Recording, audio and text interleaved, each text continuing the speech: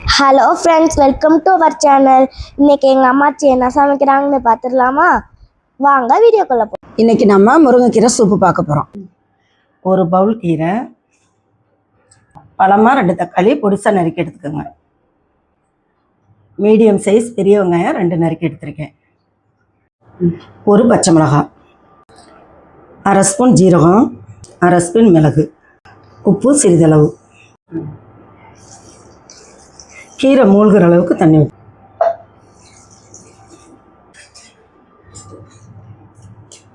1/2 teaspoon மஞ்சத்தூள். இப்போ இது 2 விசில் விட்டு வேக வச்சு எடுத்துக்கலாம். இப்போ வேக வச்சு எடுத்தாச்சு. இப்போ இதை வடிகட்டிக்கலாம்.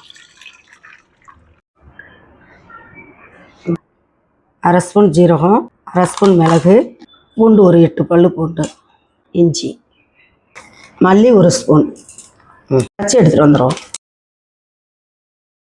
வேக வச்சு அரைச்ச முருங்கைக்கீரையை வடிகட்டி எடுத்து வச்சாச்சு. முருங்கைக்கீரை சாறு இருக்குல்ல, அதோட இதை கலந்து வேக வைக்க வேண்டியது.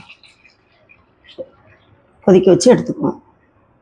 இப்போ நல்லா கொதிச்சிருச்சு. இறக்க போகிற ஸ்டேஜில் 1 ஸ்பூன் நெய் விட்டு இறக்கிங்க. நெய் ஊற்றினா நல்லா டேஸ்ட்டாகவும் இருக்கும், சத்தும் நிறையா.